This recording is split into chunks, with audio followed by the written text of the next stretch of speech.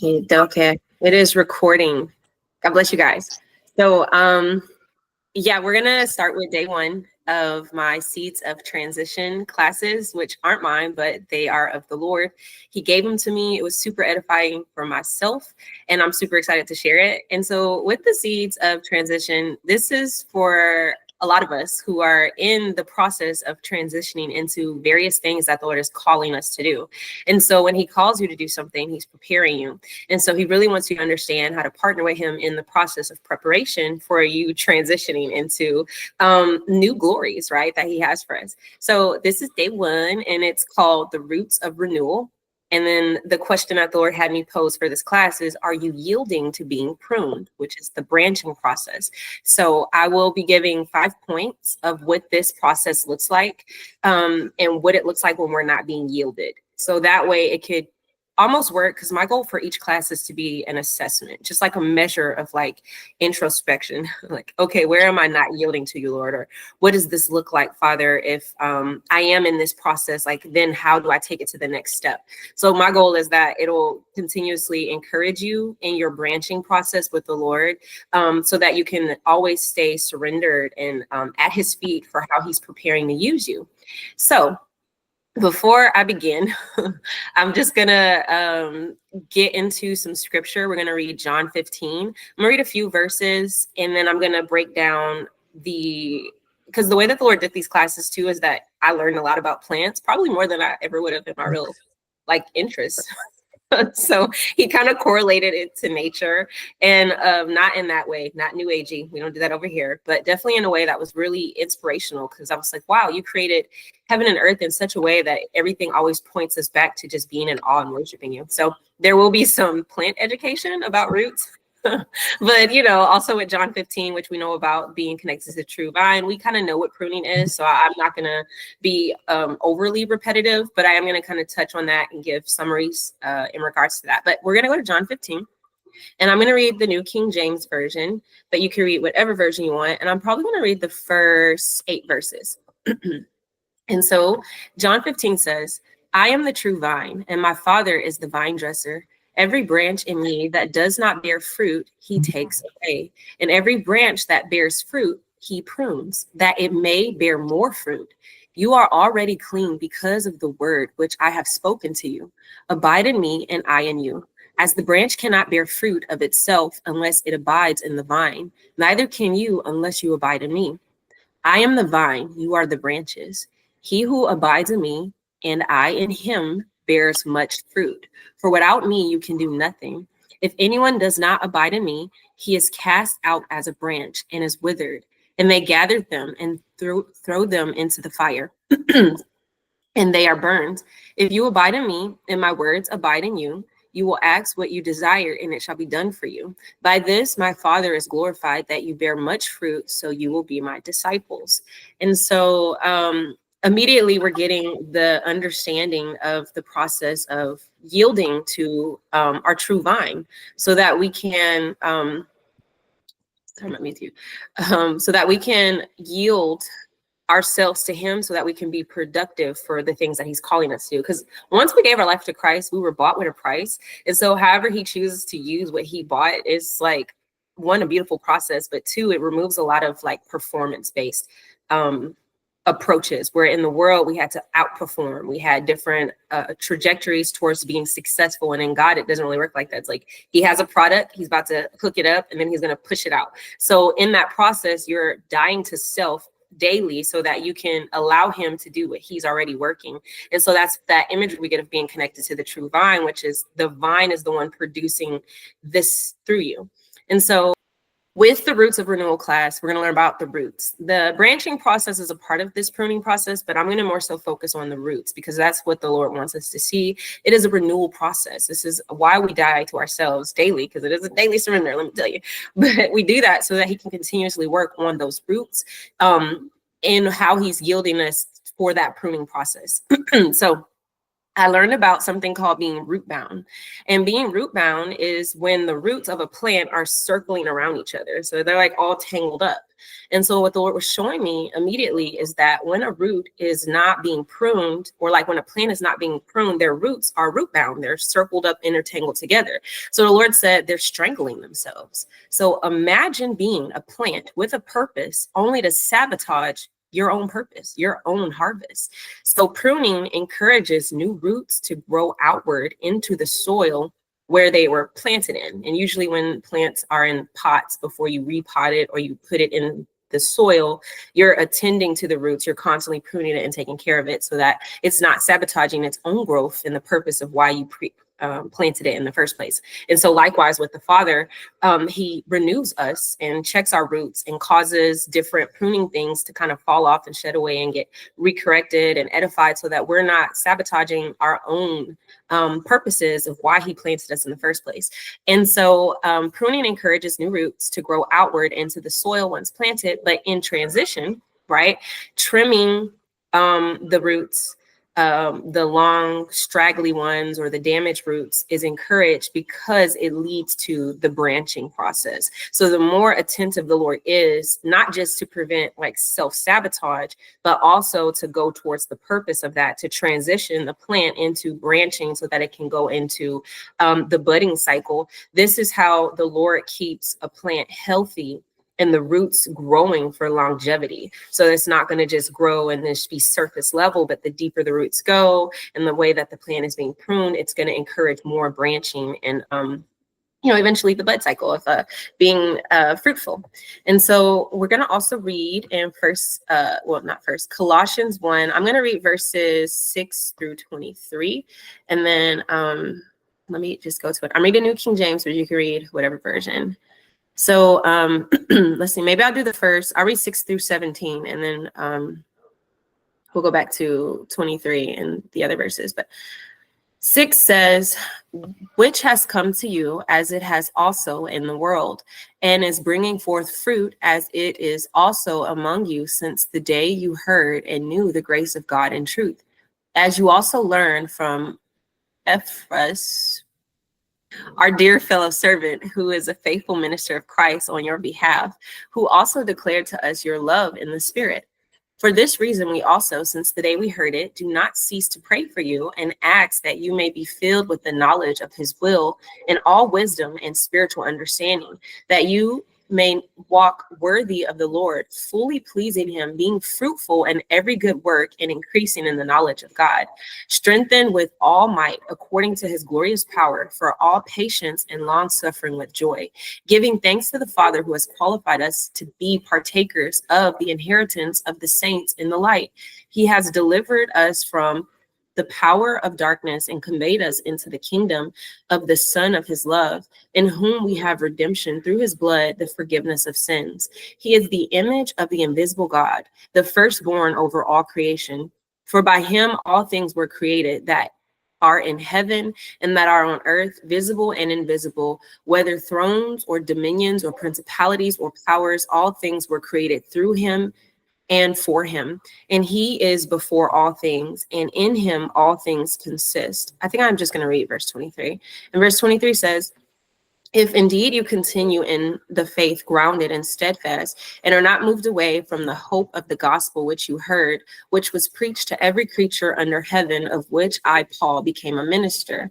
And so I'm reading that because with growth, especially understanding kind of the example we're following in that process, it's very essential for our life to be lived and fulfilled with purpose. Because when we are in the come here, Bubba, when we're in the growth cycle. Oh, so sorry. Thank you guys for waiting. Let's see, where did I leave off? Right. Growth is essential for life to be fulfilled with purpose. And so we have to understand that our survival is now dependent on Jesus, who keeps us connected to life, which is the Lord, right? He was the huge shift into how we're able to really be connected and have access to the Father the ways that we were supposed to before the fall of man. So when Paul said to work out our salvation with fear and trembling, which is in Philippians 2:12, he literally meant just that. Because if you think about it, you will literally die or become ineffective due to you missing your life source, right? The life that is in Jesus. So that's why if you recognize I'm a plant meant for production and I'm meant to grow and thrive in the Lord for the Lord's glory and his purpose for the ways that he has ordained things, I am literally not going to make it if I'm not in the process of constantly being connected to him to have that life flow through me. So it now comes out of this place of not just wanting to grow just to grow, but you recognize, oh, I have to make sure I'm doing all that I can, right? With fear and trembling, not the demonic fear, the wisdom, right? The beginning of wisdom is the fear of the Lord, of recognizing how he's leading me into my process of staying connected to him for a purpose, because I don't want to be ineffective. I don't want to be root bound where I'm choking my own self out. I really want him to take me deeper, take me higher. Like it says, from glory to glory to glory. Not our glory, but him being glorified in us, right? So I'm going to read Deuteronomy 32. I'm just going to read verses 30 and 34.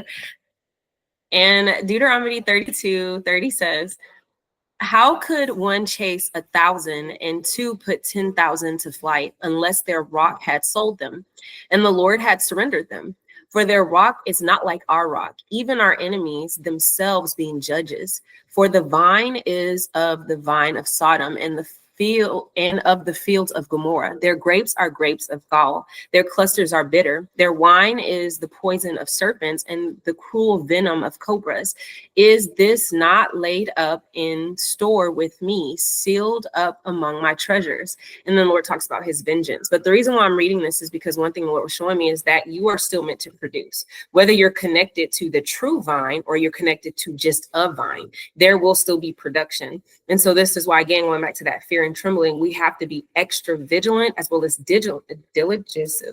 Oh, I can't talk today, Lord. You be diligent over the things that he's navigating us into with our growth cycle so that we can recognize where the enemy is also trying to hijack our production structure, because every good gift comes from God. And especially once you come into salvation, you come into abundance. You just do. We just read it in Colossians, just with the way that God has set up the example that we're following in Jesus and even being connected to our true source, right? So the enemy is going to try to find ways to produce different things. So Deuteronomy gives us a really great visual of that. If like you're not producing with the true vine, you're still producing, you know, by default. Maybe you don't want to be. And this is why the Lord always gave us that distinction between I'll spit the lukewarm out, because you're still producing things, even though you have one foot in being potentially hot, but you're also in the cold, right? You can't serve two masters. And so this is something that he was really showing me, that you will literally end up becoming ineffective, or you will end up just completely missing out on your the life that Jesus wants to flow through you. Because life isn't just like I'm no longer going to hell, amen, hallelujah.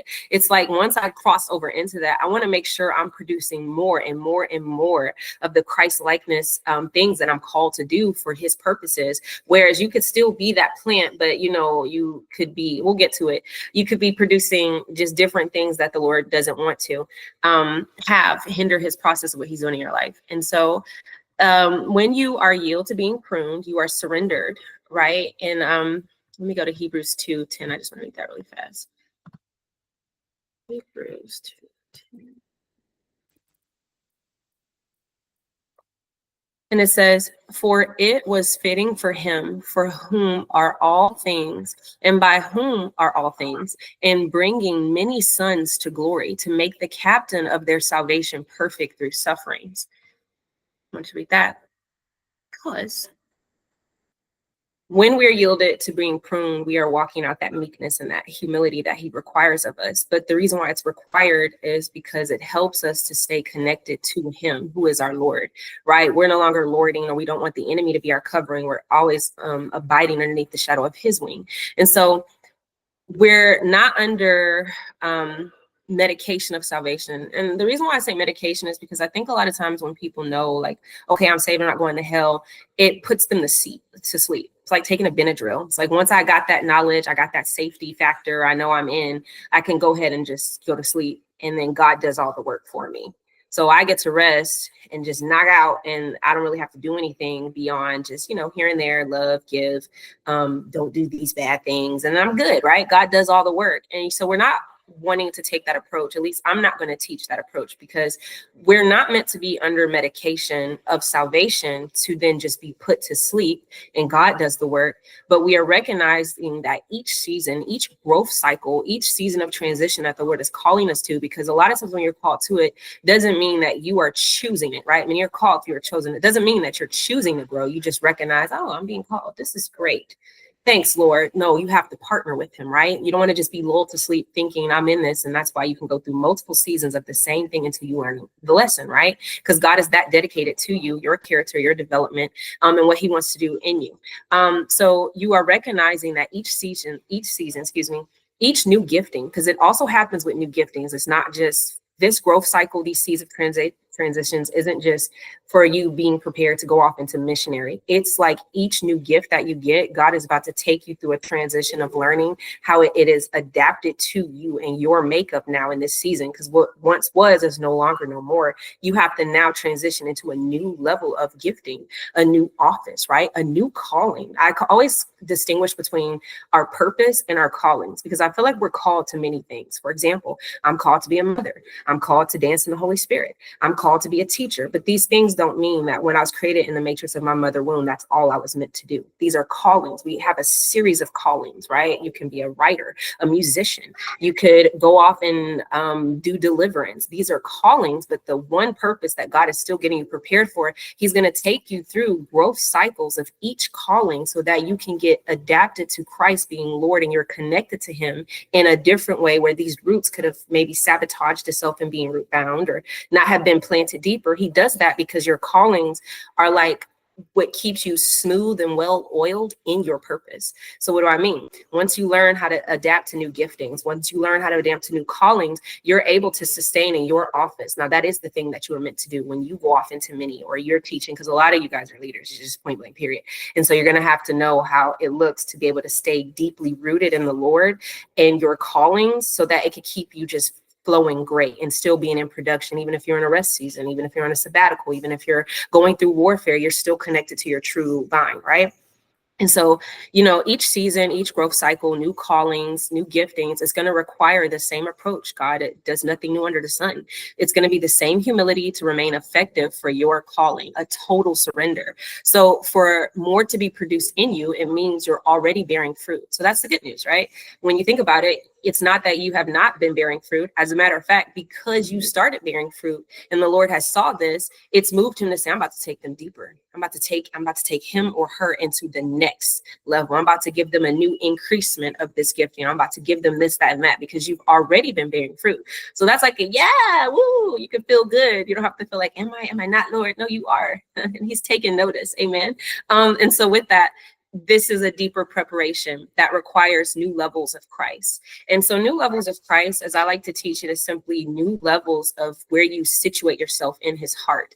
And if you think about like a house imagery, you have like the attic, you have like the, second floor, if you have a 3-story house, third floor, second floor, the first floor, and then you have just like the base level garage.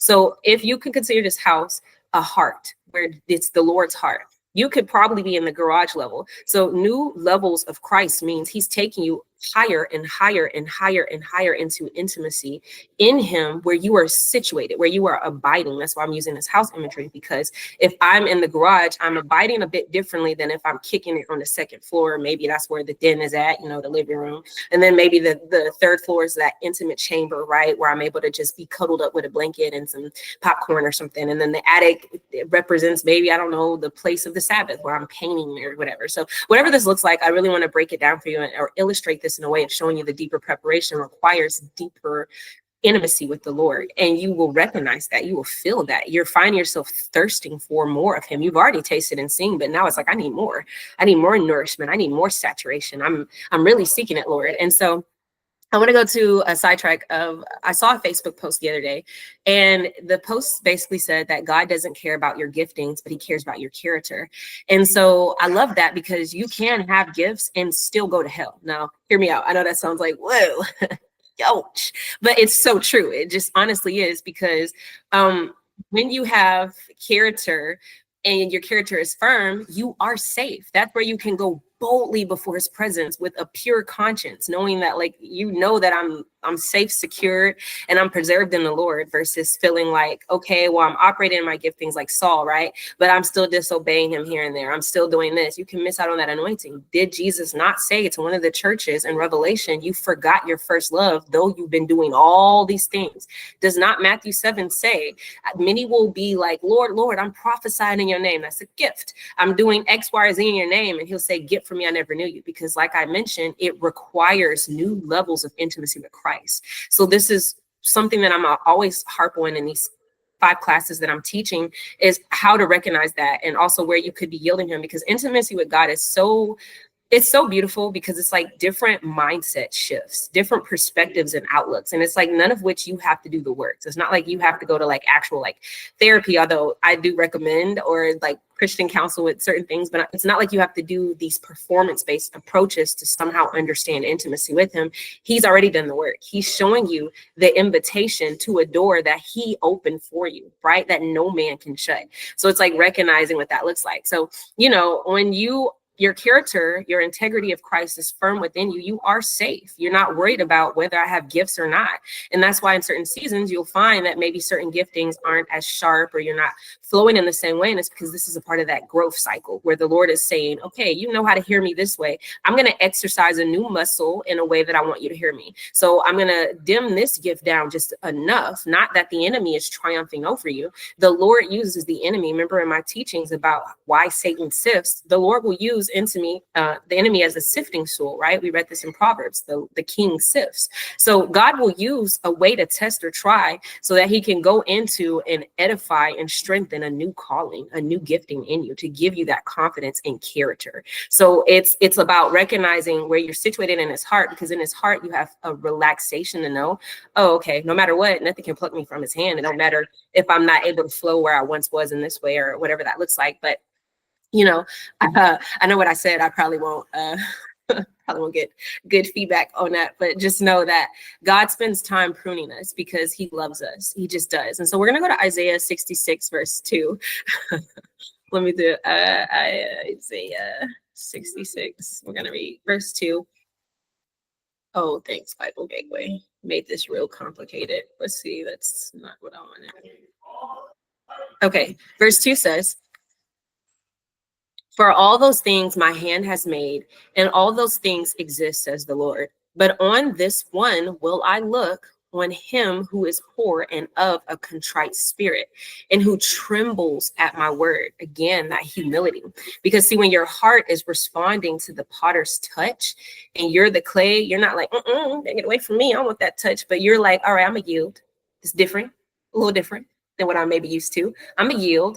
Then the Lord is already like, you're meeting his gaze. Now he's able to really start molding in the ways that he wants. And so that's why it's really imperative that we are able to identify whatever season of transition we're in, because it is a cycle, like I said, and I'm going to get into each step of that cycle, but it's really to be able to see, okay, Lord, I'm a yield because I see what you're doing. So then he can spend that time pruning you because he loves you. He knows the plans he has for you, even more than what you know with yourself. And so he's dedicated to you, and he's tailor making you as an outward expression to the finished works of Jesus Christ. So it's like, what I want you to see what you're like when you're yielding to this pruning process. You're a walking love letter for others to read. You're literally a walking page where you're walking into places and others can discern, they can read Christ in you. And the letters that God specifically wrote on your heart and your way that you're going out and ministering or being a witness to other people or teaching is the same things that he has conceived and grown and birthed in you through your own growth cycles. So you're like a walking home. That's why it's like the love of God that he has for you is just unfathomable. You just can't even understand it, but he can, and he loves you so much, and he's so dedicated to you. And so we're going to read Philippians 2 really quickly before I move on into the points. I'm getting there. I know I'm trying to give all the back context, but we're going to read Philippians 2 verses 12 and 13. So therefore, my beloved, as you have also obeyed, not as in my presence only, but now much more in my absence, work out your own salvation with fear and trembling. For it is God who works in you both to will and to do his good pleasure. And so again, with that walking page imagery, it's his will and good pleasure of what he wants written on you that others can discern or see. It's if you're a candle and he's pouring in different scents and sweet aromas, when the Holy Spirit's flame comes and ignites your candle, what aroma does he want to be deposited for those around you? That's what that looks like. It's not you saying, go ahead, add a little sandalwood in me, Jesus. Let me get a little sandalwood. It's like, let him be the one that's crafting what that is. You surrender to the process. It is still a collaboration. It's not a dictatorship, but it's more of like, okay, Lord, I recognize what you're doing in me. Let me yield myself, because it is how your love is being expressed through me, in my speech, in my demeanor, in my mannerisms, in my knowledges, in the way that I am speaking, praying. And a lot of these things come from the inner working of our spirit man in the ways that, you know, we may be root bound, because we all are. Nobody came into the salvation perfect. So it's always going to be a continuous growth cycle. So now I'm going to get into the importance of this, because this does tie into inner healing. And when I think of inner healing and the way the Lord has taught me, it's basically like circumcision of your flesh, for the dedication of God's pleasure being brought forth in you. So in Acts, let me go to Acts 7. We're going to read 51 really quick, so I can really help this not come across as like, as like what that is, but it just worked with me. Let me cook. Acts 7:51 says, you stiff-necked people, your hearts and ears are still uncircumcised. You are just like your ancestors. You always resist the Holy Spirit. So you see, when we are in need of inner healing, your ears are uncircumcised. Your heart is not circumcised to the Lord yet. So you can block out the wisdom, the discernment, the revelation, and the voice of God. You most definitely can. You could have a pride, because being stubborn is a form of pride, but it's like stiff-necked. It's not necessarily like, you know, there's different types of pride. It's pretty much one of the roots of sin. But, you know, the point is you're resisting the Lord. So when the Lord is trying to heal you, where are you resisting him? Right? Where is he trying to circumcise an area of your heart, your ears, so that you can hear him as more of a clear stream of the healing waters, the voice of the Lord? And why do we get the stream imagery? Because in Revelation, it talks about the voice of the Lord being like rushing waters, right? So there's a really big understanding behind if something is dammed up, how he wants to break through that so that you can hear him better, that you have access to him better. And so yeah, with Acts 7:51, that's basically what I'm talking about with circumcision, and what that looks like, because it's for his good pleasure that we are being brought forth in the first place. And so it is a covenant between you and him. That's essentially what circumcision was in the Bible. Not that, you know, men have to do it, but just the whole covenant in and of itself was a dedication, was a covenant between that individual and the Lord, and a representation of the household that that boy would one day lead, right? And so when it's a covenant, it's the same thing. When you are dedicated to your inner healing journey, as the Lord reveals different areas where you are root bound, or you're needing some renewal, some restoration, you're needing some recognition of your growth cycle that he's about to transition you into, you're recognizing the areas in your ears. That's so key, because your ears are connected to your head, right? That's how you're able to discern. You don't want, because the enemy is going to come in, and it's so crazy how he does it. And so that's why I like, you know, we have to always stand on the salvation of Jesus, our helmet of salvation, but I'm trailing off something so different. The point is your ears and how you hear him is so key in your renewal process, because you have to hear him. You have to know where he's guiding you, where the enemy is trying to condemn you at, where you don't even recognize you could be misunderstanding something about his nature that he wants to clear out. And a lot of it too comes from the heart, right? And again, the heart doesn't have to be like a bad pride. It could be if you're having trauma, you just genuinely don't know anything beyond the construct of a wall you built to protect yourself. So it's having to take down brick by brick those things that are blocking out the Lord, where he's trying to circumcise that heart into something moldable, a sweet aroma for him, and going into his strong tower, right? Proverbs 18. Now I'm taking my tower down, and I'm going to go rest in his tower, where I'm safer, where I'm able to be more authentic and vulnerable with him in the ways that my own healing journey was kind of constricting it. So, you know, essentially you're a sweet aroma that cannot exist without going through the messy works of being pruned, of being cut away, of going through healing. So pruning implies that there is some filth. There are some hardships. There are some sufferings going on right now. So just like we also recognize if you're being pruned, you're producing fruit. So now, Jesus, the best gardener, is like, oh yeah, they're producing. I'm about to take it to the next. I'm about to really give me a harvest. But then it's also recognizing that pruning implies that there's some other stuff going on. So I need to have these things cut away, right? The chaff of the flesh. So it's not easy. It is not easy to surrender in this process. It's the most unnatural thing that happens to us because we're still in our flesh. So it's literally going against the grain. It does not feel good, and it's very, very hard to surrender. And so when you are going through the messy works of, hardship, suffering, things that the Lord is navigating you through in this pruning process, it's not easy to surrender. And it's often why you will feel the urge to run away or to distract yourself. And a lot of times when we distract ourselves and we run away, we end up becoming more confused. Though our dedication to the Lord still exists, it's because we're not yielding to the pruning process that he's doing. And so when we don't yield and we're distracting ourselves, distraction means there's like 15 different voices, not demonic. I'm just saying, like, overall, if I'm like in a place and I'm trying to listen to like a professor teach, but I have my headphones in listening to my music, and then I'm listening to a podcast on Spotify on my laptop, and now I'm distracted, right? So I'm not able to really focus accurately on what is being taught that I need to take in and receive because I'm distracting myself. So now I'm gonna be confused because now it's like I'm picking up what the teacher's putting down, but I'm also taking in this and I'm also doing that. So you see, in other words, you can end up getting confused, though your dedication to being in class as a student is still there. It's kind of making it it's murkying up the process of your pruning. And so I want you to visualize a plate of, nice plate. And I want you to think about this plate where you can eat a nice meal on, but the plate is dirty. So if the plate is dirty and you're looking at it and it's a nice plate, but it's like, ooh, it's got some stuff, or, maybe it's like a silverware spoon. You're like, it's got the dishwasher didn't do what it was supposed to do, right? You're going to kind of have that hesitancy to even eat off of that plate or eat with that utensil. And so I want you to visualize a plate because it goes into the scripture in Revelation where Jesus says, I stand at your door and knock. If you let me in, I will come and dine with you. So Jesus wants to dine with you, but he has to first ready the table. He has to ready the plate for the provisions he's bringing, right? And so if Jesus is the one wanting to dine with you, he's footing the bill for all you 50-50 folks out there. No, I'm playing. He's footing the bill.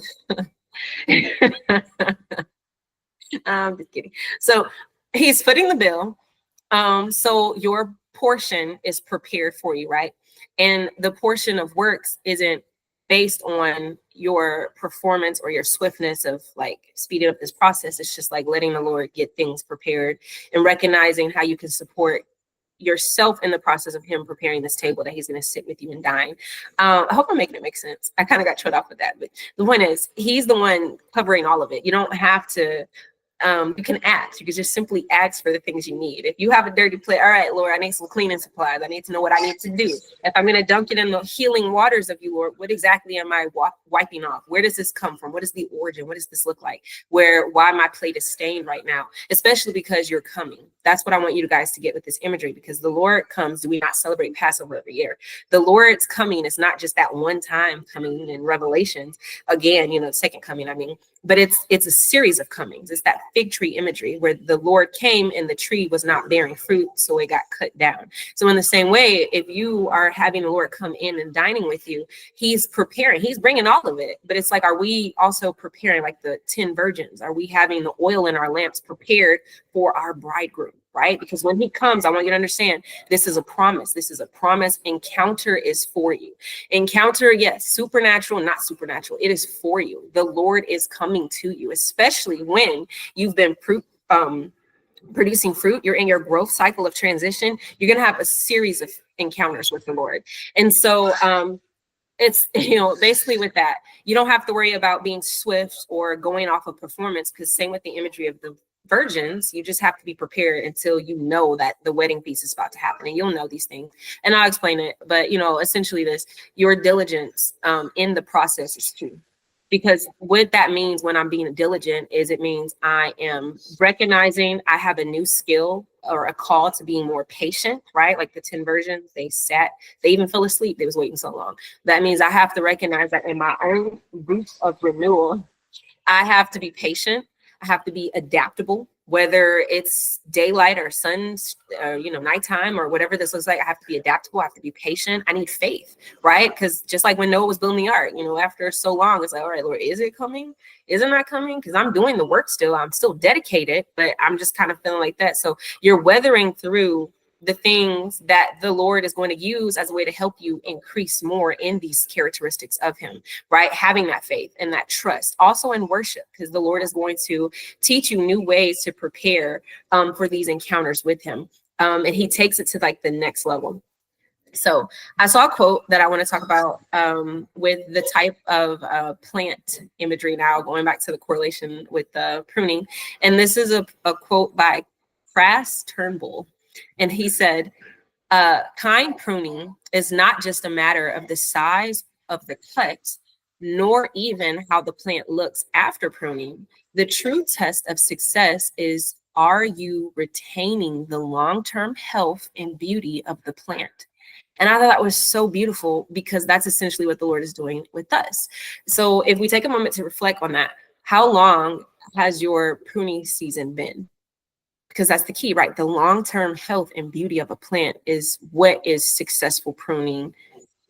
What successful pruning is being done for. It's for your long-term enhancement, development, beauty, right? Being made in the image of Christ. It's not necessarily about what is being cut off in this moment. That's why you have to see transitions, growth cycles as a continuous cycle. And in some cycles, he's not making massive deep cuts. So some things aren't necessarily for you to address in that moment or time, not to just pretend it's not there, but you still recognizing your weaknesses, you are made strong, but you take whatever the Lord is highlighting in a current season for you. And that is what you focus on. And you'll know, because you'll find yourself distracting in that very season of what you're supposed to be focusing on. And then you're trying to like do 10 different other things or all that stuff. And it's not necessarily that's a bad thing. It's just like where he's taking you right now.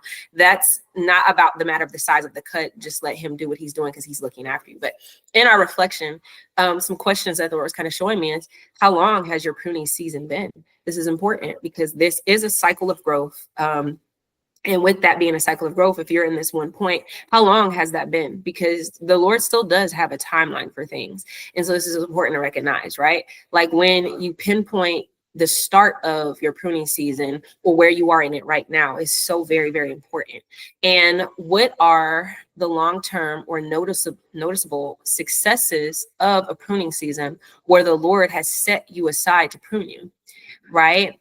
And so, I'm going to stop there before I continue with the other questions he gave me, because I really want to break things down in a way that I feel like I would understand it, so that others can also understand it as well. So when you're pinpointing a season is important, because just like, and I will be doing another Bible study on Nehemiah, but just like with Nehemiah, after he came out of grief, I would say righteous grief, to be moved to action, he was moved to action in the ways that he needed to approach the king for the things of permission, of recognizing a timeline for something with what he wants to build.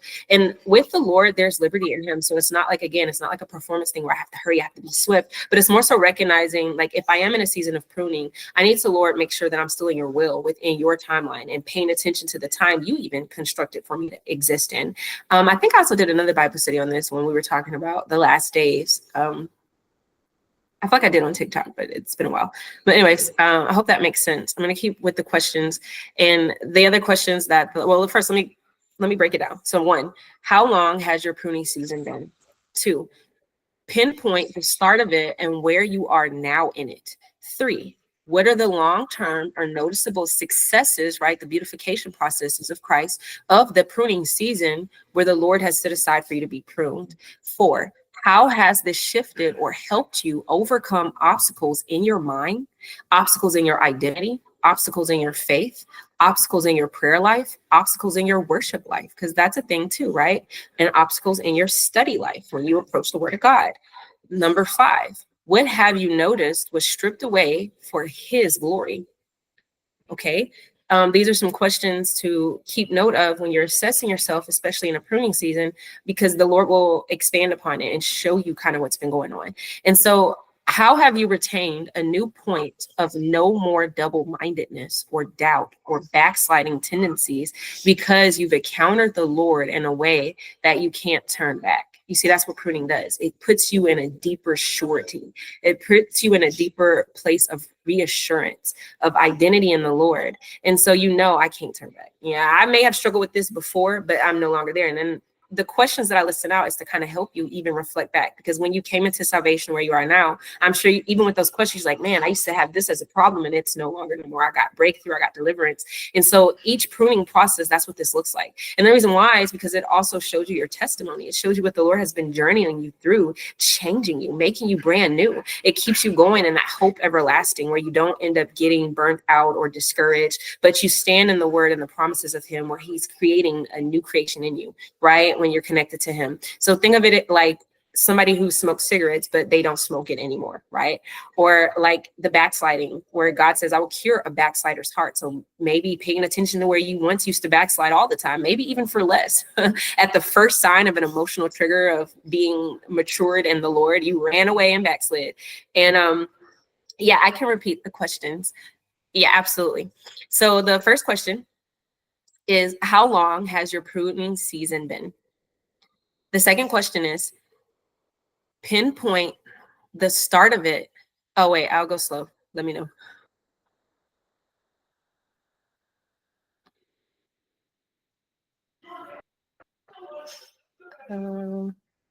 I'm sorry. I saw your other question. You said, Amy, how do you go through the process with God without going and being too zealous for him? Going into, okay, so your question, how do you go through the process with God without going into being too zealous for him and going into doing his will, for being afraid, for doing all the work to show you're doing this for him? That's a great question. I'm going to get into it too, because I'm just now about to get to the point of, let me copy and paste these. I'm going to get to the point of recognizing when we're not yielding to the Lord. Because then in that way, you'll be able to assess, am I being overzealous? Am I trying to position myself for a bigger cut than in the season he's trying to do, right? That's essentially, I'm allowing him to strip away what he's stripping away in the season as I'm isolated, or I'm recognizing what he's doing. So in other words, you're trying to first identify what the Lord's heart is for you in a season.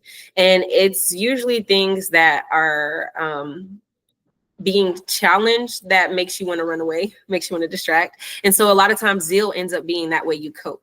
And it's not a bad thing, right? Like I gave with the example of distraction. It's like, I'm still dedicated, but now I'm running ahead of something that he wants me to sit still and pay attention to what he's teaching. But now I'm like, ooh, it's testing me. It's tested.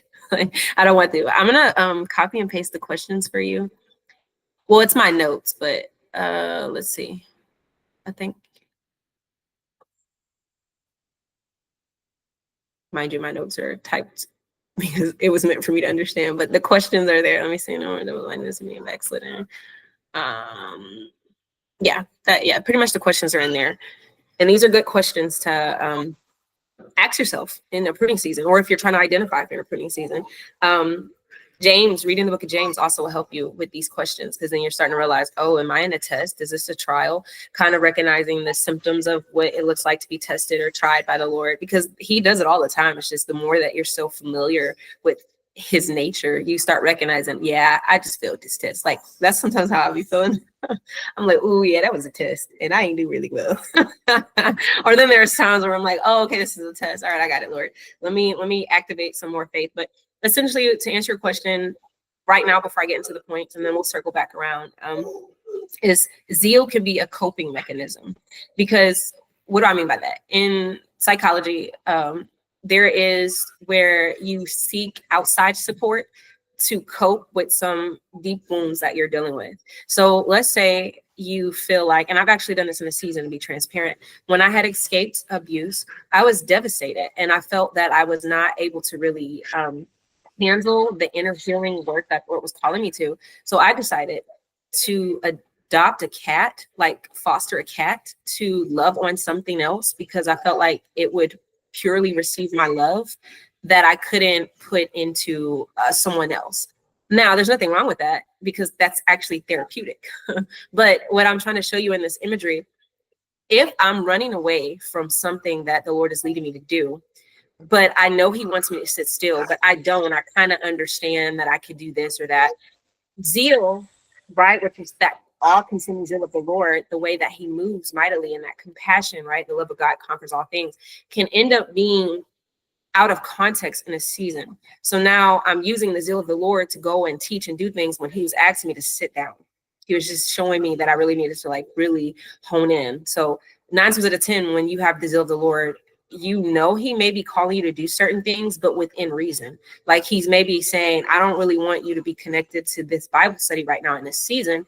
I just want you to still pray for them. You can still join every Wednesdays and pray, but I don't want you to be more involved because I'm working on you in this way. So then you're honing in that zeal of the Lord, recognizing that, listen, if I show up, the Lord is about to in me. I'm already bolding. I'm a warrior, right? But it's recognizing the warrior's wounded. So let me sit down. Let me not just keep pushing through or doing something. I hope I'm making it make sense, but I'm going to get into ways that you can identify that. And you said he literally just had me in James last night and reflected on failed tests and things I could do differently. Oh, wow. Praise God. Amen. I hope I'm answering your question. Let me know if I'm not, because sometimes I would just go on and it makes sense to me. But yeah, let me know. Send a chat. But I'm going to keep going into the 5 points I was going to give you for recognizing when we aren't being yielded. Now, again, recognizing you not being yielded is not condemnation. Not at all. There's no judgment. There's no condemnation. There's no, I'm getting ready to beat myself up after I hear these. It's more of like I have an assessment tool. I got some good questions to even probe myself into recognizing, am I even in a place of reflection enough to see what the Lord is pruning in me, right? And then if I feel like I check the boxes for any of these things, let me go with fear and trembling into my prayer closet and present it before the Lord and say, take me higher, Lord. Help me to understand how I can even do this. Guide me into ways that I need to have flashbacks come flooding in so I can write these things down and bring them to you because you care for me, right? So it's never condemnation. It's recognizing that if you have anything you're not yielding to, how can I come correct? And that's why I brought up Nehemiah, because you see, Nehemiah was grieving. I'll hit my head in a second. He was grieving so bad.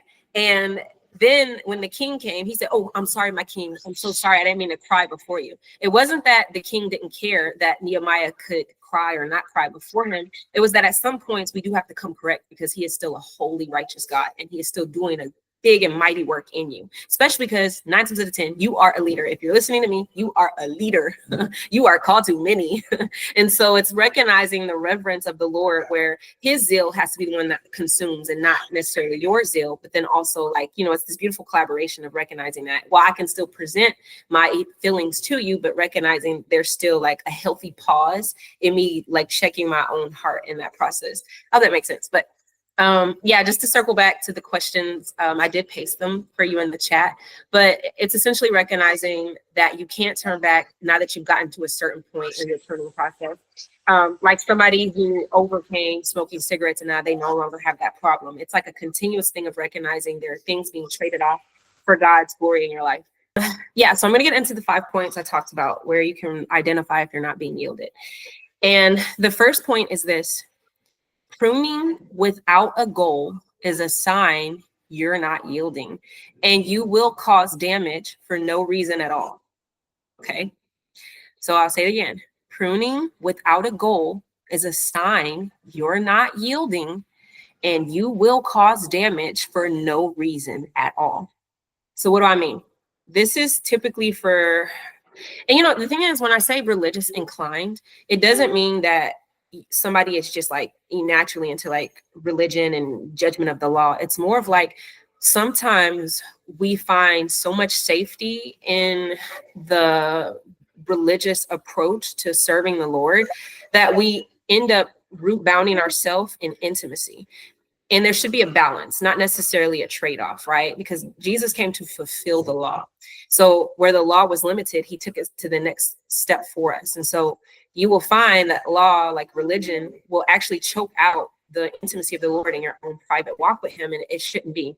So I'm just starting that off because for point 1, I want to highlight that typically people who are religiously inclined are the ones that are not yielding, because something about the way that the laws and the statutes and commands are set up helps them feel that they're in control. It helps them feel more sure and certain. But you see, in the Bible, that's such a contradictory thing in and of itself, because Abraham was called into uncertainty to activate faith for a promise he was about to get into.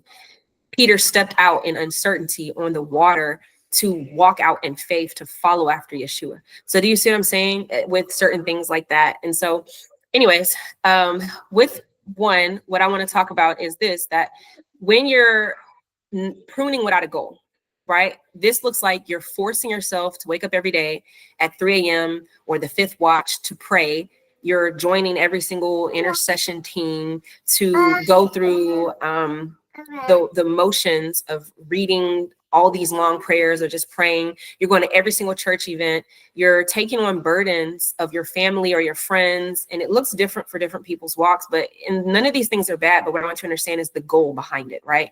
You don't just run off into the battlefield and say, ah. When you're battling for the Lord in accordance to his heart and his mind, there's strategy, there's a goal, right? There's a purpose. And so typically when somebody is religious, they're the ones that are like, got beat up by demons. And then they said, well, Lord, how come this didn't work? And he said, yeah, these things can go out without prayer and fasting.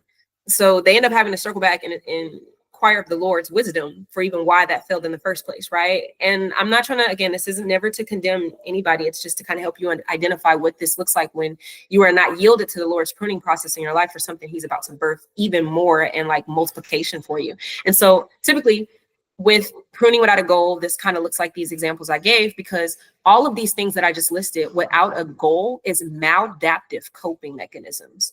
This means that you are going and doing things, you're keeping yourself busy from the things that the Lord is trying to prune. So you, even in yourself, doing all these things and serving, yes, they're good things, they're wonderful things, right? Especially if you're a giver, you're doing all this stuff. But at the end of the day, if you don't have any interpretation for the acts of what you're doing in the first place for the Lord, what's the goal? How is God being glorified? Yes, he's glorified. 2 or 3 are gathered, there he is in the midst. But for you in particular, who has a unique purpose and a unique calling for your own walk and how God is going to use you, what is the goal of all these things that you're doing? Or is it a coping mechanism? This is a really good way to kind of assess between the two, because it doesn't mean that you can't do these things, but you know if you're doing it to an excessive point. For example, when I mentioned praying at 3 a.m. every day, I've seen people do this and they're burnt out, they're fatigued, they don't even show signs of deeper revelation of intimacy with the Lord if he was the one waking them up. They're like, every day I wake myself up, I set my alarm and I do it and I feel great, but I'm also this, so you're still battling things. There's an imbalance behind your actions. In other words, you're coping because this is a religious incline approach to helping you feel that you're setting your environment through prayer yourself in such a way that you're protecting yourself. You see, it's one thing if God wakes you up at that time, and it's another thing to do it, yes, to be diligent, like the Psalm says, I seek you in the night season, I seek you in the early morning. Okay, that's wonderful. But when you're in a pruning season, it's seeing the balance between these two, right? Not using it as a means to justify a way of like kind of low-key outing, like coming out from under the pruning process, but to allow yourself to still be in that process and seeing where the goal is of Christ, what he's producing in you or pruning in you. And so to continue, it's a clear sign that you are distracting through works because you do not like the raw process of being pruned. That's essentially what that is. Because when you're not yielded to the pruning process, what I go, you're coping. And there's nothing wrong with that. But it is when the Lord is trying to really focus in on one area for a reason that he has. And you won't know that reason because you're not allowing him, you're not yielding to him to even show you what that is, right? And so this is where this one point that the Lord gave me, he basically said, is the suffering as a believer, but not suffering because you've yielded to the Lord in his pruning process. So when you suffer for Christ's sake, versus just suffering because Christians go through hardships, that's two very different things. And so when you are suffering, God with a goal in mind sent you into that prayer group. God with a goal in mind sent you into that church because he knew you were going to be the prayer warrior assassin that nobody even knew, the favor of the Lord that exists within you. So as you sit in the pews of the church, they don't even know that you're in there because God's giving you a goal and a strategy for a battle. Do you see what I'm saying? When you're yielded to that pruning process, there is wisdom behind it and what God is even doing. because then as you are getting called into a new calling, right, of intercession, I'm going into this church to intercede with this goal in mind. You are already in your pruning process, because in that process, the Lord can highlight insecurities. Well, Lord, I went to the church today and I felt a bit scared, to go up to somebody and ask them, hey, can I just pray for you?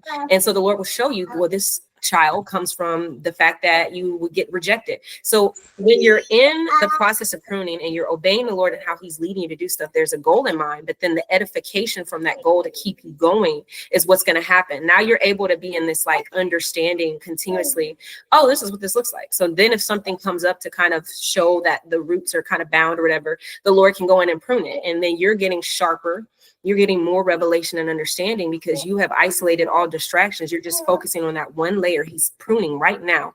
And so with this example of intercession, the Lord will then show you, hey, I've been telling you 3 a.m. is a great time to wake up, but I actually want you to wake up at 6 because that's when the enemy sees that you have got privy to his 3 a.m. attack. So now he's attacking you at 6.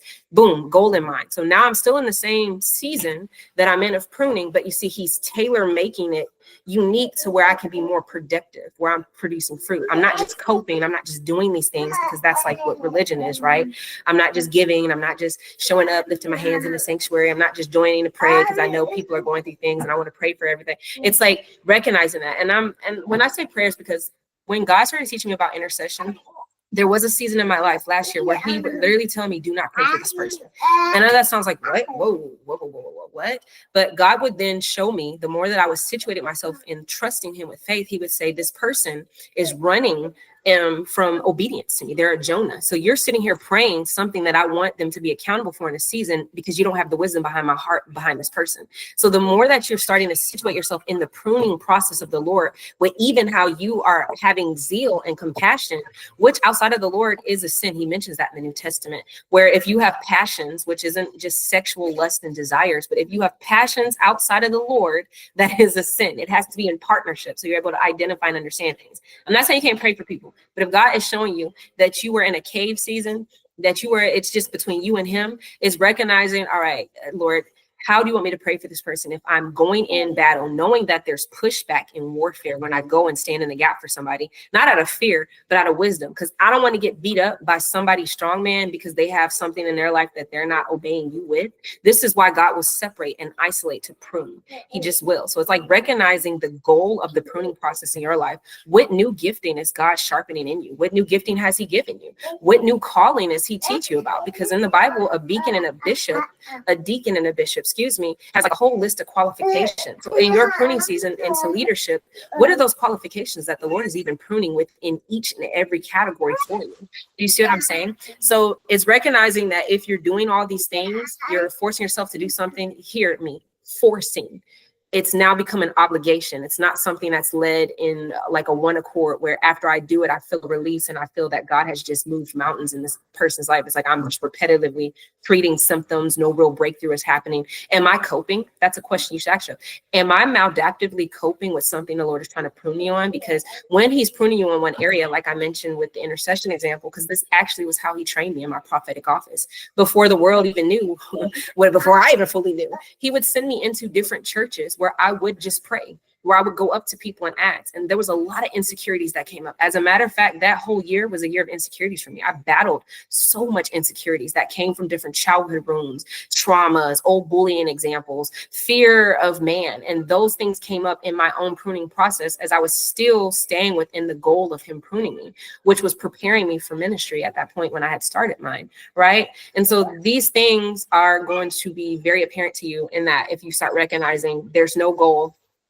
to me even doing these things, which means that I'm pruning without a goal. So I'm not really, I may cause damage to myself for no reason, because again, you go into somebody else's battle, you can unnecessarily reap warfare that wasn't meant for you in this season.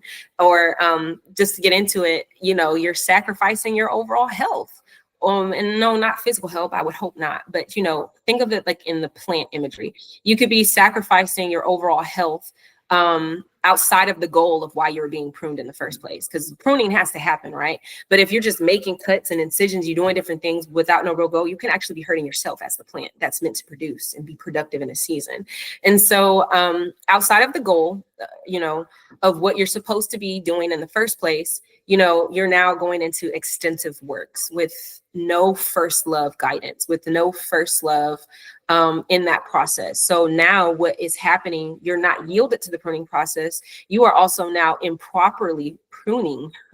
And this can cause damage that cannot be reversed. And I'm gonna get into that, because cannot be reversed doesn't mean not redeemed. But cannot be reversed means that doors can close to you that cannot be open anymore. You've missed that divine timeline or that opportunity at one point. It doesn't mean you can't be redeemed into the purpose behind what you were being pruned for in the first place, right? The goal is still going to be there. It's just that whatever that first opportunity was will not circle back around. That is something that most definitely happens.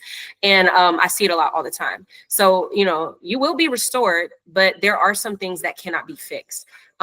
Like a relationship or a witness. Maybe you ruined your witness with somebody or a place or a thing or something like that, right? And so it may not be that person will ever be witness to it just through you. No, because now there's some water under the bridge, or there's different things, right? And so that's what I'm kind of saying. Or, things in your own life where you actually are, some things cannot be fixed, or like in that way. Because then, essentially, yeah, that makes sense. Okay, moving on. The Lord said it makes sense. So not everyone survives the consequences of disobedience. And this isn't always like a fatality blow. Like, it's not a fatality thing. It's just that some damages really cannot be fixed. And then if some damages can be fixed, it will require patience and faith, as the Lord now uses that as a way to catapult you back on track. So you really have to prepare for a fast-paced season of high conflict and turmoil kind of suffering as you're getting restored back into that. So what do I mean in my case? Because I'm using me as an example, because these are the things that the Lord edified me with this own thing. Everything I'm learning is what I'm teaching, because it's been solidified in me. And in my case, I backslid. I got into relationships that left me as a single mother. Now, my life outside of that, if I never disobeyed, would have probably looked different. Not in a way of regret or remorse that I somehow, feel like, oh, I have kids and all this. Not like that. But you see, some things cannot go back to what it once was. It cannot be fixed in that way. It doesn't mean it can't be redeemed or restored. But now what it looks like too is most of the things I've been learning has been high conflict warfare and fast paced, on top of certain things that I am accountable for with now parenting children. In the dynamic of my life doesn't mean that I'm left alone in it. The mercy of God is everlasting. But I'm trying to use me as an example to help you also identify these things in your own life, what that looks like, because now I'm being catapulted in ministry, whereas maybe before it wasn't meant for me to do as a single mother, but now I am. So I experience a lot more intensity than what probably wouldn't have existed if I allowed him to prune me according to his goal, and not just been pruning myself with no goal in mind, right? Causing damage. And what is pruning without a goal? It's maladaptive coping. That's just what it is, especially because when we were talking about earlier in this class, you're recognizing inner healing, you're recognizing different ways the Lord is taking you deeper into knowledge and revelations and all these things about you. So if you're somehow caught up in a wound like me and a trauma, then you're adding more to that. The enemy can now come in as an opportunist. And remember, going back, if you're not connected to your true vine, you will still produce fruit. And so these things will happen, but God is still dedicated to us in that way. But I'm just being transparent and letting you know what that looks like. So the next point I'm going to get into is this. You are rushing the pruning process and you make an improper cut on yourself. You took the shears and you snipped yourself with no goal or direction. So that's the second way you can find out if you're not yielding to the Lord's pruning process, to help you start branching out, right? Renewing your roots. You are rushing the pruning process, and you now took the shears that the Lord had and you said, I'm gonna cut myself. And you took it with no vision, no goal in mind, no direction of even what you're cutting, and you just snipped yourself. So when the Lord is able to take his time with you while also teaching you to wait upon him and be still, he is making spiritual cuts that minimize the damage done to you. He's like the best surgeon, right? So that you can heal quickly. So think about this. The wilderness that the Israelites went into after they came out of captivity was actually a shortcut to Canaan. It was actually a shortcut. The wilderness was meant to be a shortcut. God was taking them through something to minimize the damage overall by pushing them through the wilderness to get them to the promise. But the Israelites took the shears, right? And so where God was leading them into a wilderness to get purged and pruned and, come out of that survival abuse mentality of victimhood and come into the knowledge of the Lord, getting his laws, his commands, getting some structure going, they basically, took those shears and what was meant to be something of a quick and, snipped here and then go into that and I'm gonna heal you, turned into 40 years and nobody made it to the promised land but the next generation. So this is what I'm talking about. When you don't yield in that way, this is what that can look like. And so to continue, an improper cut is a flesh cut. So this is when the flesh is still the one making the decisions based off its own direction and understanding. And a flesh cut, because essentially you're basically telling the one who has the pen, the author and finisher of your faith, that you want to author and finish what he's doing in a current season for you. So then in the imagery of a plant, when a plant is being pruned, it's usually done with like shears or a sharp instrument to kind of cut and do different things in such a way with precision that you don't make a mistake, whereas flesh is prone to mistakes. and so our will, battling God's will, is that two cannot be right? So the only one that's right is God. We're always wrong. And trust me, I know, because there's been seasons where I'm like, yeah, you know what, I'm so this. And then later I'm like, yeah, you was right. But anyways, when you yield to that, yeah. But if you're not yielded and in proper cut, you pruning yourself in a season. So now you've recognized you're in a season, but now you're the one with the shears. You know what you're doing to, quote unquote, speed up the process or take it to the next level. It is a flesh cut because flesh is involved, and the flesh causes irreversible damage, which is why our entire faith walk is overcoming the flesh through it being submitted to Jesus. So all this means is when you're having the flesh make cuts, you're not submitted or surrendered to Jesus in the ways that you think, or there's new ways he wants you to surrender and submit to him that you're not doing it. And so a flesh cut removes the branching process in ignorance because it is in its own understanding. And what ends up happening is you leave a deeper wound in yourself. What I mean, like me, okay, just being transparent with I'm navigating out of, not that there's no restoration or renewal or things like that, but you can end up putting a deeper wound in yourself from something that the flesh puffed up itself above God's wisdom because you felt this would have been a better approach for yourself. Now, not necessarily in terms of backsliding, but sometimes in the terms of the way that the Lord is leading you to be pruned, what that looks like, how he's leading you to use a gifting, or is the gifting using you? Because then in that case, like with prophetic dreamers, yes, you're having prophetic dreams, but do you know that Satan can construct dreams with your flesh and give you false interpretations and make you dreamers of dreams outside of God? You left the author and creator of heaven and earth out of the dreaming process and the gifting in the first place. So now the flesh is pruning itself to feel like it's doing great and wonderful and mighty things for the Lord while still situated in the Lord, but missing out on the overall goal and direction of why God was pruning certain things within that gifting, so it didn't come about in the ways that it's doing. And so this can end up leading to a deeper wound. Why? Because now you are opening a foothold to the enemy, who can now come in and make you a false dreamer into different things or inflate the flesh enough, because you can have dreams of yourself that have like no meaning, but you can now be producing things, and you see how dangerous that is, because then you go out and now you're making a deeper wound from something that was just supposed to be a small incision. Again, think about the Israelites. They were supposed to go through the wilderness to the promised land. It was a shortcut. It turned into 40 years of a long journey because it was a never surrender. They were constantly complaining and griping and not surrendering to him when he was asking them to, for their own inner healing, for their own preparation for the promises he had. They just kept looking at every single thing that came up and not seeing what the bigger picture was in God's wisdom. So they lacked direction and they lacked goal, and that's why they were root bound. They kept cycling in and out of things because their roots were never getting pruned to get renewed. Do you see what I'm saying? Well, anyways, I hope that makes sense. Essentially, the Israelites, they were root bound, wandering around, encircling, self-sabotaging the different things, right? And then when it was time to prune, that's where they got these laws, right? That's where we get the infamous one about divorce, right? Moses gave it to a stiff-necked people of uncircumcised hearing and heart, because it was no intimacy with the Lord. So now it's laws, rules, religion, and they think they're doing the right thing with this. And now these things are permissible will, not perfect will. Do you see what I'm saying? So where flesh makes improper cuts, it usually leads to irreversible damage, because that's exactly what happened. And then led to many generations when the Messiah came on earth. They they didn't even receive him.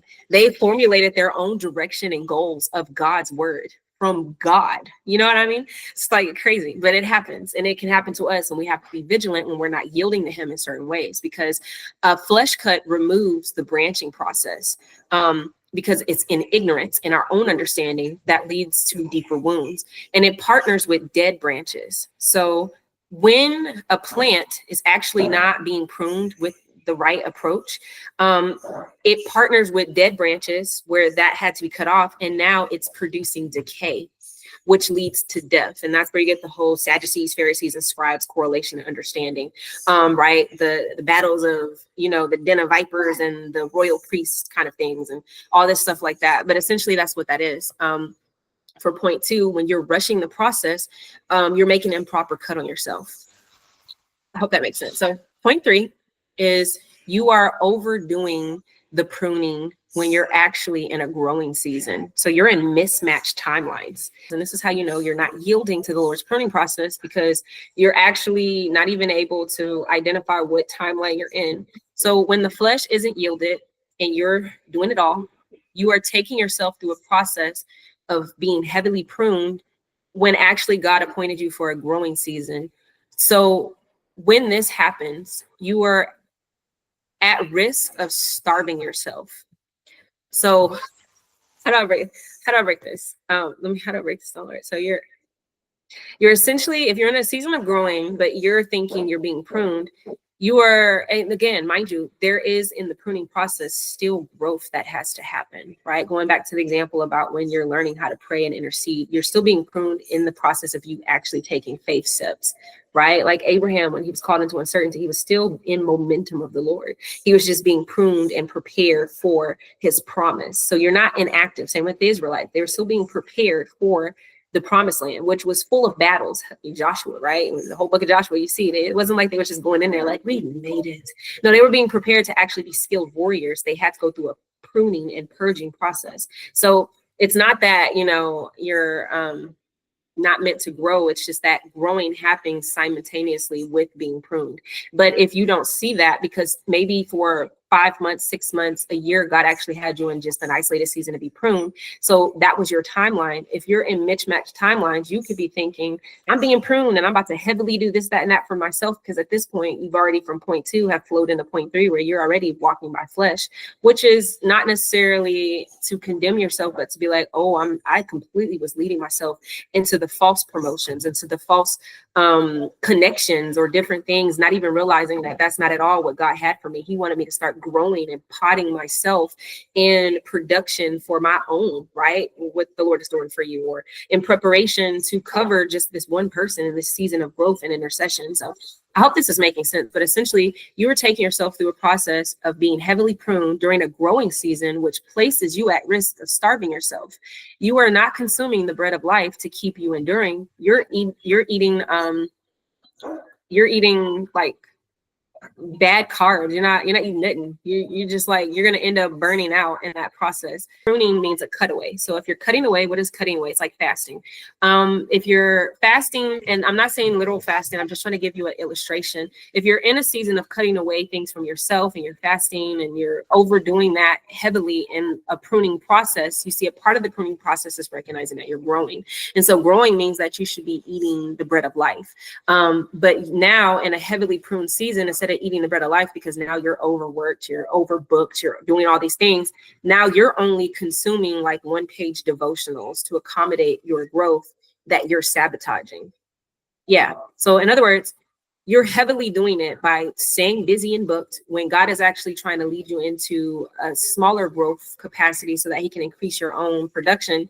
So now you start feeling that imbalance. You're in a mismatched timeline of like, I'm not getting enough word in. I'm just going to read this devotional and that'll be permissible for me and I'll keep doing it. And that's like, not at all what God wanted, because you're in a part of your pruning process where you're needing to yield yourself to consuming more and more of him.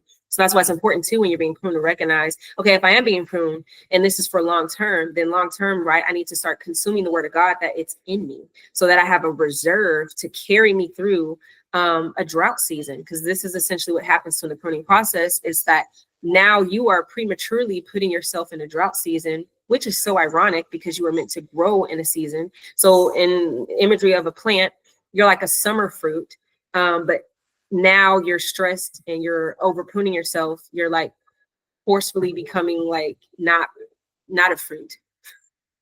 Yeah, I feel like y'all are following it, but I'm just like making it whatever. But this is essentially you. Oh, Father, this results in you being less resilient when living through a drought season where water is scarce. Because pruning also prepares a plant for those seasons that it's not necessarily going to be able to just produce fruit, but it can conserve and reserve and be existing in the winter seasons or in the drought season, like a summer, because this particular plant maybe is meant to bear fruit in the spring. So it has to eat fertilizer, it has to take nourishments, and it has to do different things and be pruned in preparation for the next harvest season. But if you are not doing these things in the way that the Lord is leading on his timeline, drought seasons are going to happen, especially in your pruning process. It's just the difference is where you prepared in accordance.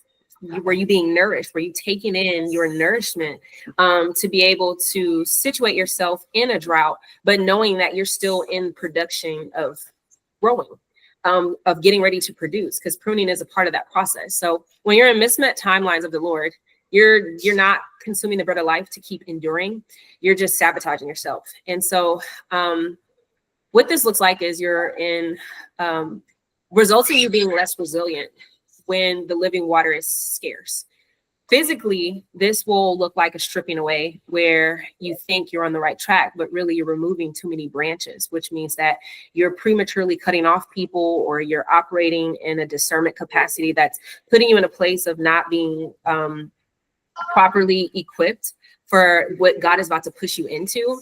And physically, it looks like different things. I'm just going to give you examples, but basically, you're removing too many branches that were meant to be a shade for you in a season of growth. And now you're experiencing the hot heat, the fierce heat of having no shade in a season, because you're thinking, I really need to overdo this pruning process. I need to do this, that, and that. And now you're like getting scorched when you were meant to grow underneath a covering for a season. And so this will create partnerships with the enemy.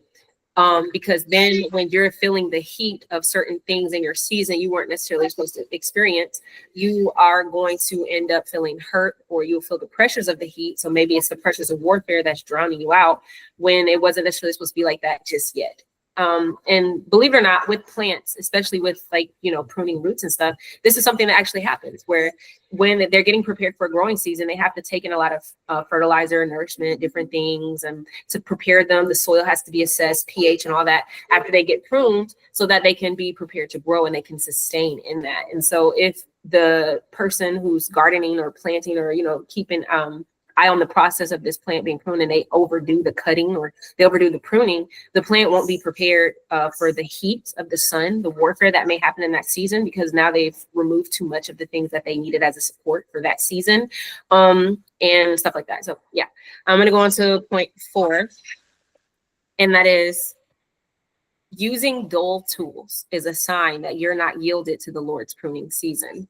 So dull tools, what I mean by that is you are lacking, right? Because a dull tool lacks sharpness. So you are not sitting still. You're not reading. You're not worshiping in the different ways that the Lord is leading you.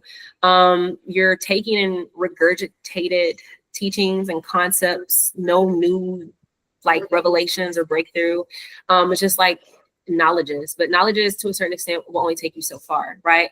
Or you're having too many voices in your head, prophetic voices, too many ministries, too many different here, there, this and that, too many wrong connections that are distracting you. That is a dull tool.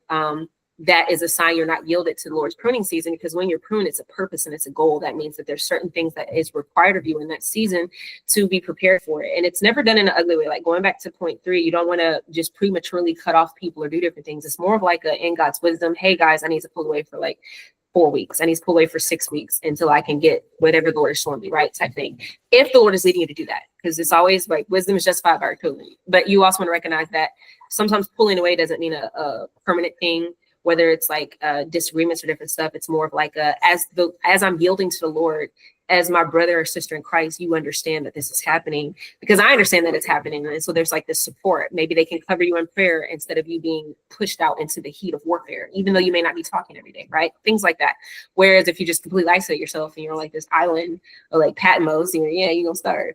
You're not gonna be doing good. You're not gonna be doing real good. You'll still make it, but in certain seasons and cycles of growth, you want to make it to where the Lord is guiding you with the proper direction and wisdom. But with dull tools, these are what I would define as dull tools, and it will look different, but I'm just giving examples. So these things, right? These dull tools might not seem like a big issue, but they can cause significant damage to you by enabling you to keep you from the total surrender required for your branching process. Yes, it is very possible to be an enabler for people without even meaning to be, or have people enable you without them meaning to be, or recognizing that God is calling you into deeper approaches of intimacy in your own worship life, in your own reading life. So he wants you to let go of some of the crutches, some of the things you've been depending on, so that he can take you into a deeper territory of what that'll look like with just you and him. So in a way, you're enabling yourself, or when you're using dull tools, you're not allowing the Lord to take you into more production of these things in your walk. So it can cause damage. Why? Because you're meant to grow and produce. So you have to be yielded to what he's leading you to do for a season, unless he's telling you to like completely do different things and approaches that. But a lot of times it's just recognizing this is going to enable me, so I'm going to cut this off. Sometimes in your own like integrity and maturity, you're like, you know what, although there's nothing wrong with this ministry, or there's nothing wrong with this artist, this musician, I just need to kind of not right now. I'm just going to chill, and maybe I can circle back afterwards. But right now I just feel that I'm called to more. I'm called to start doing my own, writing my own music, or, different things like that. So they may not seem like a big issue, but they are, because it can enable you and keep you from a total surrender of the Lord, what he's trying to branch you out into, which again, remember, branching is a part of pruning. It's the next step in that, because that's where production starts to happen. So pruning with unsharpened tools or dull tools will create rough and improper cuts that rip or shred the identity Jesus is trying to build up in you. So that's why enabling is such a bad thing, because if Jesus is trying to build up something in you of character, of being more made in his image, if something is enabling you from that, you're not really getting that then, right? So in other words, this dull tool is actually doing more harm than it is good. And so, unsharpened tools can create rough or improper cuts in you that cause you to not have the image of Christ that you're being made into, but it also causes larger wounds. Like, what do I mean by that? You are essentially re-traumatizing yourself, or you're being connected to people that re-traumatize you for you, right? They don't even know you're going through that. That's what I mean. So if you're with dull tools, and again, I'm saying, like, let's say maybe you're listening to a ministry and God is kind of calling you away to say, I'm going to sharpen you as a tool. So I don't want you using this anymore. I want you to pull away from this, especially if he's showing you there's something wrong. But if there's not, and you are still choosing to enable yourself by, doing that, what ends up happening is that person, maybe God was showing you that they were operating out of a spirit of error and you didn't know. So now that thing can come mess with you and now re-traumatize you in a wound of insecurity that was actually meant for you to deal with. Now it's causing you to be bound in an area that was meant to take you past that next level of growth. I hope this is making sense. So in other words, you can re-traumatize yourself being connected to even though the people may not mean anything wrong or right, or maybe they're not as sensitive as you need to be sensitive in a season. And I just talked about this with my own testimony, where sometimes opportunities of reconciliation will present itself. But with the wisdom of the Lord, he'll show you, I don't want your heart to be that connected anymore, that closely to this individual. I need you to pull away, because although there's nothing wrong with this person, your connection to this person is actually going to be counterproductive. And I want you to see that I'm not trying to re-traumatize you, but I'm showing you that now that I'm taking you into a deeper pruning season, this has to come away. Do you see what I'm saying? So it's just recognizing what that looks like in your own walk physically with the Lord. But a sharp tool will pull you aside. So it's going to isolate you, and it's going to accurately isolate you in such a way that gets to the nitty gritty of what is being cut away and being established in a more firmer, confident stance. So maybe if you're depending on too many prophetic voices, what God is showing you in your own pruning season is actually, I was trying to speak to you better. I was trying to help you establish your own prophetic voice within me. I was going to activate the gift of prophecy in a newer way for you. And you just keep enabling yourself by taking in other people, or you're wanting to be surrounded by all these prayers, but you're not realizing that I'm actually calling you into a new and supernatural encounter with me.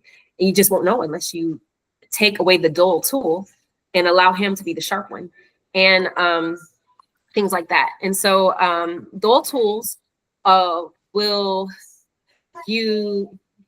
dull tools be,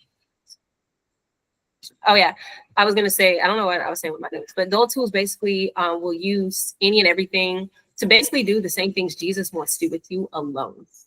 It's a surrender. When you surrender that and you surrender your tools, you surrender different forms of your worship, maybe the approaches you do, God is able to do what he wants to do in you without that support. So then when you connect to that support again, like let's say maybe your 4-week sabbatical is done, you come back with more of a potency because you have shifted into a deeper confidence and identity in Jesus, because you allowed him to prune you into that, to branch you out into the production. So now when you join or you're around that, it's like a double portion coming in. It's no longer like I'm having to take up, but now it's like I'm able to contribute.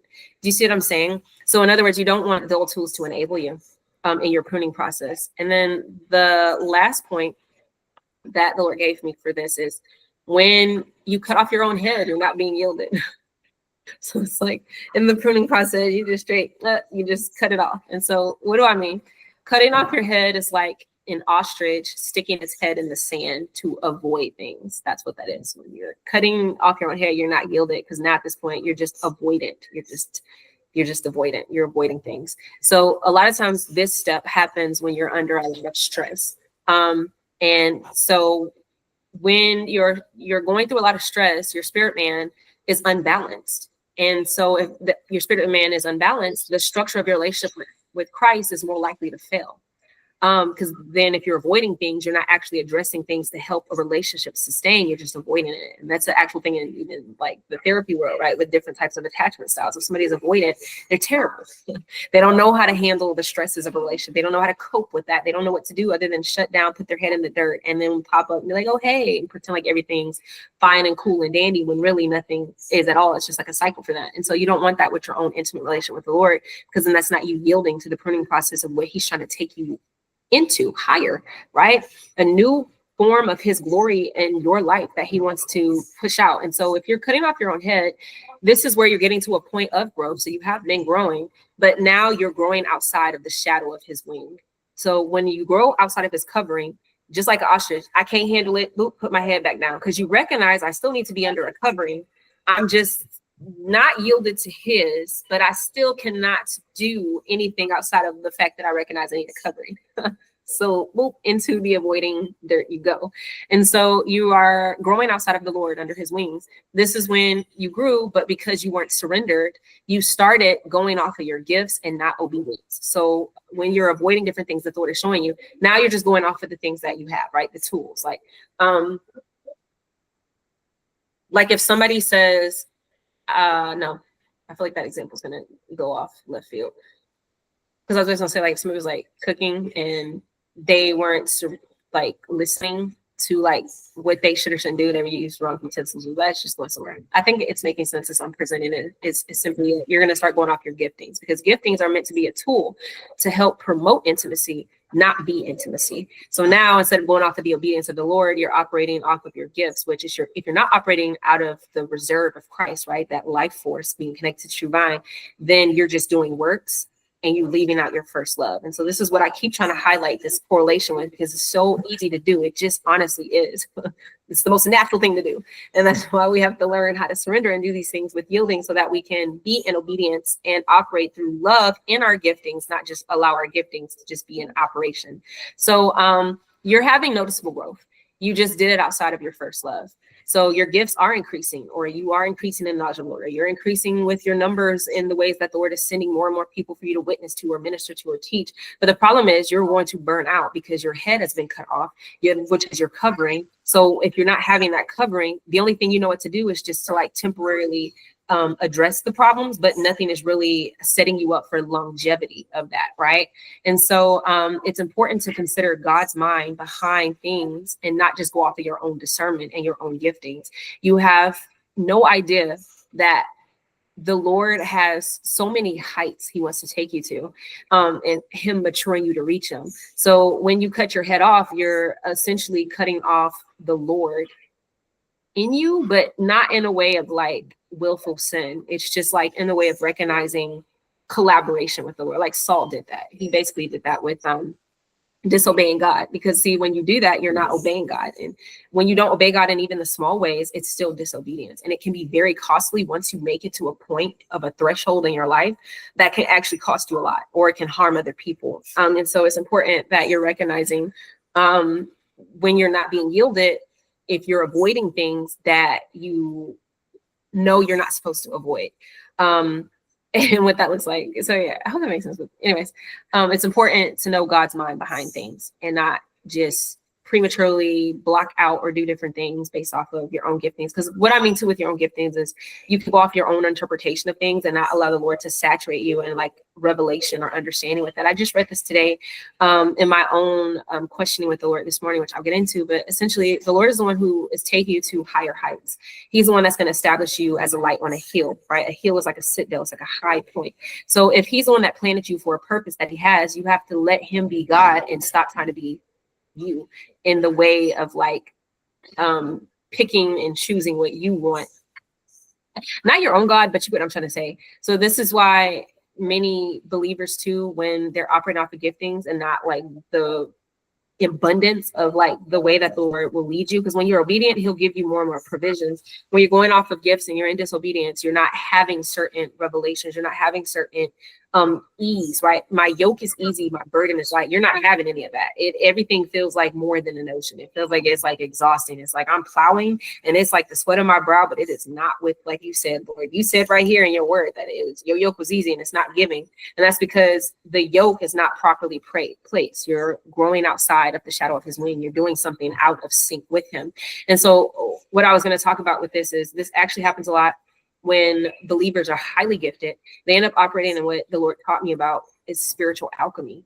And spiritual alchemy is so dangerous because essentially they're not producing the goodness, the substance of the Lord. They're not in production because they're not yielded in their own pruning process to be connected to the branch to get ready to produce, or the true vine. So then they end up taking from other people's things to kind of make themselves still feel that they're in production. So you see, in other words, where they were supposed to be pruned, they're now producing decay. And so now they have to do different things or pull from different sources to still produce and create the same feeling of like right standing.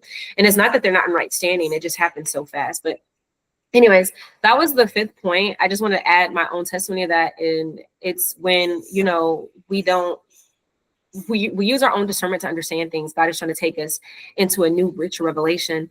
What this looks like is, for example, I just made videos about the angels and I got not a lot of people that like that. It was not good for many.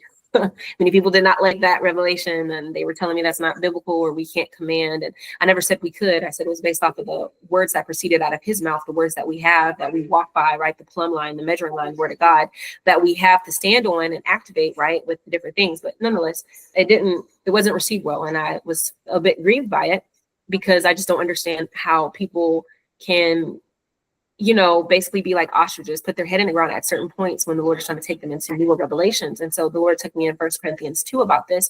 And he was basically showing me, this is what I'm talking about with this point. When you're yielded, you're recognizing that the Holy Spirit, the Lord, teaches you things that sometimes don't even come from the teachings of man.